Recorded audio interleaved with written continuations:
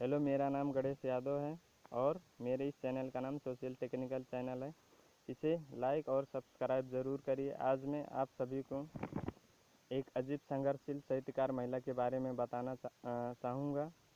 तो आइए, उनका नाम है झमक कुमारी घिमरे। उनका जन्म 2037 साल धनकुटा जिले में हुआ था। उनके पास उन्हें लेकर 4 भाई बहन हैं।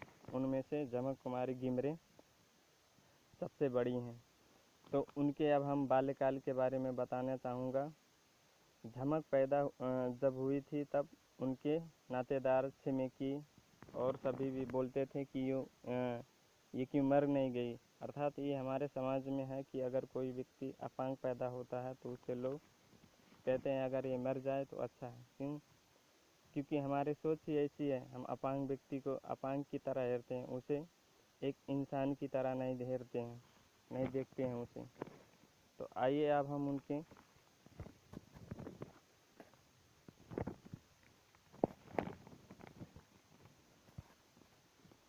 कुछ घटनाओं के बारे में बताने जा रहा हूँ।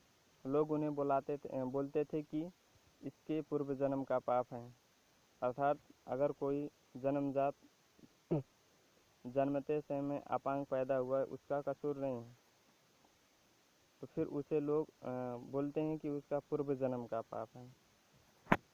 और उसके पास गर्भवती महिलाओं को लोग आने से महिलाएं वहाँ उसके पास झमक के पास आने से डरती थीं, क्योंकि उनके मन में डर था कि इसकी जैसी हमारे बच्चे भी हो सकते हैं, अपांग पैदा हो सकते हैं। और उनके परिवार में झमक जब पैदा हुई तो उनके माता पिता भी बहुत चिंताग्रस्त हुए, क्योंकि हर कोई व्यक्ति चाहता है कि पहले बेटी हुए तब बेटा हो। तो अब हम उनके और ही संघर्ष के बारे में बताने जाऊंगा कि झमक कुमारी बेचारी ठंडी हो या गर्मी मौसम, कोई भी मौसम हो, बेचारी वो एक कपड़े में अथवा फटा हुआ कपड़ा पहनती थी। क्योंकि घर में अगर कोई ऐसा व्यक्ति हो तो उसके पास इंसान उसे यानी कि अपांग के रूप में देखते हैं, उसे एक अच्छा इंसान के रूप में नहीं देखते हैं। तो इसीलिए वो बेचारी परेशानी यानी कि ज़िंदगी में बहुत सारी परेशानियां भोगी।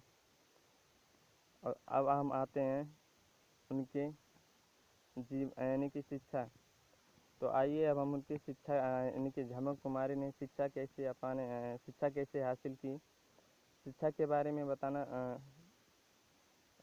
चाहूँगा। झमक के पास हाथ ना होने के कारण वो अपने पैरों से लिखती थी, और वो भी पैरों की 3 अंगुलियां मात्र चलती थी, और लिखते लिखते अंगुली से खून बहने लगते थे, परंतु वो लिखाई नहीं बंद करती थी। वो अपने बहन के पास जब जाती थी तो उनके पिता वहाँ से उन्हें पठा देते थे, बोलते थे तू क्यों पढ़ेगी, तो कोई काम लायक नहीं है, तो यहाँ से जा।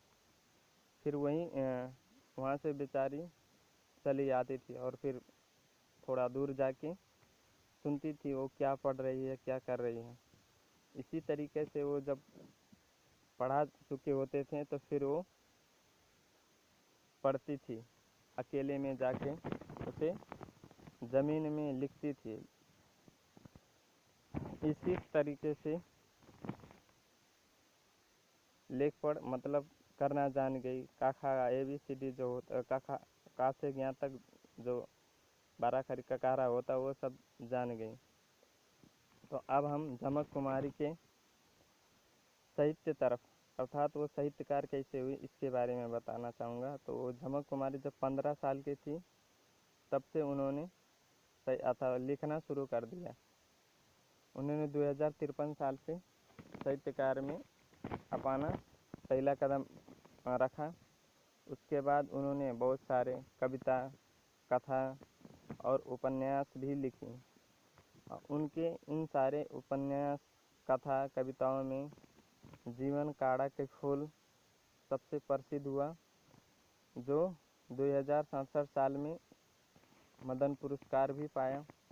झमक कुमारी के अब हम जीवन के बारे में अर्थात उनसे हम क्या सीख सकते हैं। तो झमक कुमारी घिमरे के जीवन में संघर्ष ही संघर्ष था। उन्होंने ये प्रमाणित कर दिया कि जीवन में संघर्ष अगर नहीं करेंगे तो हम आगे नहीं बढ़ेंगे। अर्थात उन्होंने ये प्रमाणित कर दिया कि एक अपांग व्यक्ति इतना बड़ा काम कर सकता, तो हम अपांग होके अर्थात हमारे पास सब कुछ होके भी हम कुछ भी कर सकते हैं। किसी भी परिस्थिति में हमें अपना हिम्मत नहीं हारना चाहिए और हमें संघर्ष करते रहना चाहिए, तब हमें हमारा सफलता मिल सकता है। अथवा हमारा सफलता हमें तभी मिलेगा जब हम संघर्ष करते रहेंगे जीवन में। तो आइए आज के वीडियो यहीं हम अंत करते हैं अथवा इसे बंद करते हैं। तो धन्यवाद। लाइक और सब्सक्राइब करना ना भूलें।